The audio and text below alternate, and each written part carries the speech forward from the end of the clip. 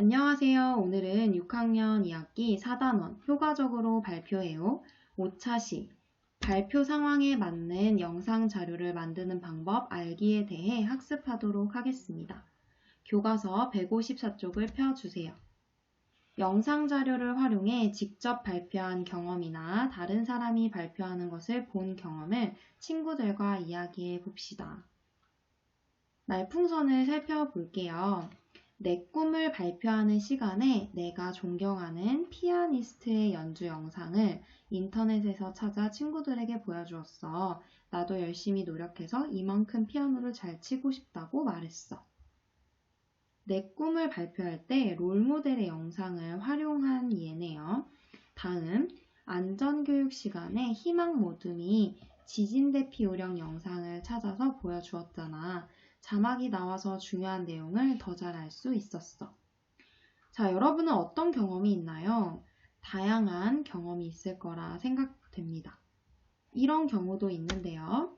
수학여행을 다녀온 후에 모든 별로 수학여행 때 있었던 일에 대해 영상을 제작하고 발표한 일이 있었는데 그때 우리 모둠의 영상이 큰 호응을 얻었던 경험이 있어. 요즘에는 이처럼 발표를 할 때 전달 효과를 높이기 위해 영상을 활용하는 경우가 많습니다. 그렇다면 우리 지난 시간에 배웠던 것처럼 다양한 매체 자료가 있음에도 불구하고 특별히 발표를 할 때 영상을 많이 활용하는 이유는 무엇일까요? 우리는 매체를 통해 정보를 받아들일 때 주로 귀로 듣거나 눈으로 보는 방법을 씁니다. 그런데 여기 재미있는 통계 결과가 있는데요. 귀로 듣기만 한 내용을 3일 후까지 기억할 확률은 10%에 불과하다고 합니다. 눈으로 보기만 한 내용을 3일 후까지 기억할 확률이 20%가 된다고 하네요. 그런데 눈과 귀로 동시에 본 내용을 3일 후에도 기억할 확률은 무려 60%에 달한다고 합니다. 바로 이러한 이유 때문에 보면서 동시에 들을 수 있는 영상 매체 전달 효과가 높다는 사실을 확인할 수 있습니다. 그럼 오늘 배울 내용으로 넘어가 볼게요. 오늘 배울 내용 함께 읽어볼까요? 발표 상황에 맞는 영상 자료를 만드는 방법을 알 수 있다. 오늘은 발표할 때 활용할 영상을 직접 제작하는 과정에 대해 알아보도록 하겠습니다. 교과서 154쪽에 2번을 보세요. 영상 자료를 제작하고 발표하는 과정을 생각해 봅시다. 빈칸에 들어갈 말을 유추해 볼게요. 먼저 첫 번째, 발표 상황 파악하기. 발표를 듣는 대상이 누구인지, 발표의 목적은 무엇인지 정하고 나서 발표의 주제를 정하는 것입니다. 가장 중요한 부분이라고 할 수 있겠는데요. 주제를 무엇으로 정하느냐에 따라 촬영할 장면과 편집 방향이 결정되기 때문입니다. 다음으로는 내용 및 장면 정하기. 주제를 효과적으로 전달하기 위해 어떤 내용을 담아 어떤 장면을 찍을까 고민하는 단계입니다. 어느 정도 영상의 방향이 정해졌다면 본격적으로 촬영 계획을 세워야 합니다. 언제, 어떻게, 누가, 또 필요한 준비물은 무엇인지 등을 계획하는 단계입니다. 다음으로 계획에 따라 촬영을 하고 마지막으로 편집, 그리고 가장 최종적으로는 발표하기로 끝이 납니다. 어마어마한 과정이네요. 조금 어렵게 느껴질 수도 있고 벌써부터 영상을 만들 생각에 설레는 친구들도 있을 텐데 각 단계마다 구체적으로 어떤 활동을 하는지 살펴보도록 하겠습니다. 155쪽으로 넘어가 봅시다. 영상 자료를 직접 제작하고 발표하는 과정을 더 자세히 살펴봅시다. 첫 번째 단계는 발표 상황 파악하기입니다. 먼저 말풍선에 있는 내용을 확인해 볼게요. 학교 방송국에서 건강 주간을 맞아 건강을 주제로 한 매체 자료를 공모합니다. 뽑힌 작품은 전교생에게 발표할 예정입니다. 많이 참여해주세요. 우리 반도 건강한 생활을 위해 실천하면 좋은 일을 직접 영상으로 만들어보자 라고 했네요. 여러분, 잠시 영상을 멈추고 아래에 있는 1번부터 3번까지의 문제를 해결해 보세요. 그럼 함께 확인해 봅시다. 1번, 발표의 목적은 무엇인가요? 그렇죠. 발표의 목적은 건강 주간을 맞아 건강을 주제로 한 작품을 발표하는 것입니다. 듣는 사람은 누구인가요? 네, 아까 읽어본 바로 전교생을 대상으로 합니다. 마지막으로 발표 상황에서 고려할 점은 무엇인가요? 네, 여러 가지 고려할 점이 있겠지만 여기에서 얻을 수 있는 정보로 고려해야 될 점은 건강을 주제로 해야 된다는 사실과 전교생을 대상으로 흥미를 유발할 수 있고 이해가 쉬워야 합니다 등이 되겠습니다. 그럼 다음 단계로 넘어가 볼게요. 주제 정하기 단계에서는 구체적으로 어떤 내용이 있는지 살펴봅시다. 지금 친구들이 칠판에 건강한 생활을 위해 실천하면 좋은 일이라는 큰 발표의 목적을 가지고 여러 가지 주제의 의견을 낸 것 같네요. 자, 줄넘기, 손 씻기, 맨발 걷기, 긍정적인 생각. 그 중에서 맨발 걷기가 새로운 주제라서 흥미롭다는 의견이 많았습니다. 따라서 우리 반은 맨발 걷기를 주제로 영상 자료를 만들어 봅시다 라고 주제를 정했습니다. 이처럼 주제를 정할 때 고려해야 할 점은 무엇일까요? 네, 먼저는 친구들과 토의를 통해서 다양한 의견을 나눕니다. 다음으로는 발표를 듣는 사람이 흥미를 느낄 만한 주제를 정해야 합니다. 그리고 발표 상황과 관련한 자료를 더 찾아보는 것이 좋겠는데요. 아무리 좋은 주제더라도 만약 영상을 제작하는 데 있어서 어려움이 있는 주제라면 또는 발표 시에 활용할 매체가 너무 부족한 주제라면 과감히 다른 주제를 찾아야겠습니다. 다음 단계는 영상 촬영을 위한 내용 정하기 단계인데요. 친구들의 이야기를 한번 살펴보겠습니다. 맨발 걷기가 건강에 좋은 점을 효과적으로 알릴 수 있는 내용을 생각해보자. 요즘 맨발 걷기를 하는 사람이 많다는 것을 알려주자. 내가 맨발 걷기를 해봤더니 스트레스가 해소되고 기분이 좋아졌어. 이러한 내용들을 넣을 수 있겠죠. 촬영할 내용으로 그래서 맨발 걷기를 실제로 하는 모습, 또 맨발 걷기의 효과와 관련된 신문 기사 같은 것들, 또 맨발 걷기를 하는 사람과의 면담을 넣어도 좋겠고, 맨발 걷기를 직접 체험한 모습, 맨발 걷기의 좋은 장소 소개, 이런 내용들을 생각해 볼 수 있겠습니다. 이어서 촬영할 장면을 정하는 단계인데요. 위에 계획한 내용을 어떤 장면으로 구현할지 생각하는 단계입니다. 여러분 혹시 스토리보드라는 말을 들어본 적이 있나요?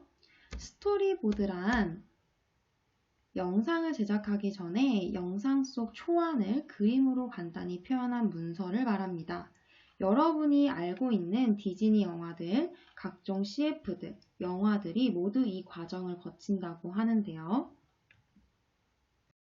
친구들이 앞서 계획한 이 장면들, 운동장 모래 위에서 사람들이 맨발 걷기를 하는 장면, 맨발 걷기를 꾸준히 한 사람을 면담하는 장면, 맨발 걷기의 효과를 정리한 내용, 직접 맨발 걷기를 하는 모습, 체험 가능한 장소 추천, 이러한 장면을 구체적으로 어떻게 표현해낼 것인지를 정하는 단계입니다.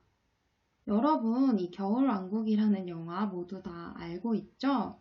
사실 이러한 영화 장면이 나오기까지는 먼저 위와 같이 그림으로 이렇게 표현할 것이다 라고 그림으로 그린 뒤에 이렇게 영상이 제작된다고 합니다.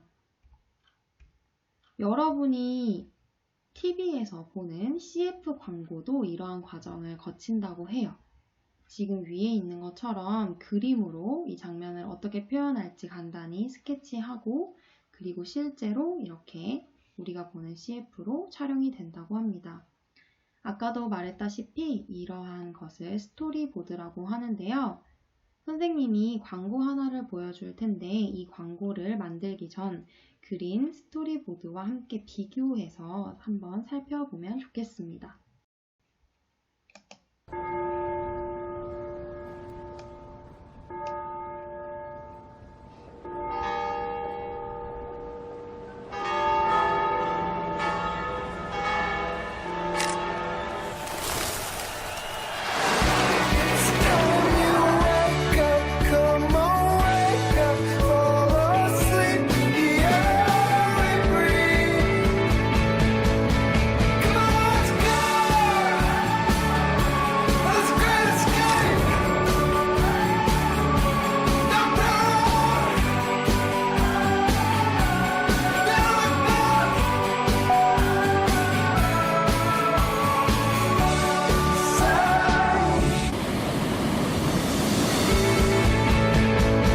새로운 10년의 시작 S20.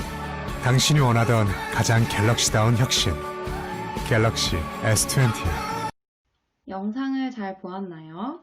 정말 스토리보드에 계획한 대로 영상을 제작했다는 것을 알 수 있습니다. 스토리보드를 상세히 그려볼수록 더 정교한 영상이 만들어질 수 있겠죠. 이렇게 장면을 간단히 그림으로 표현하고 그 장면에 들어갈 음악, 또 자막 등을 미리 적어보면 이후에 편집하는 과정에서도 훨씬 수월할 것입니다. 다음으로는 촬영 계획 세우기입니다.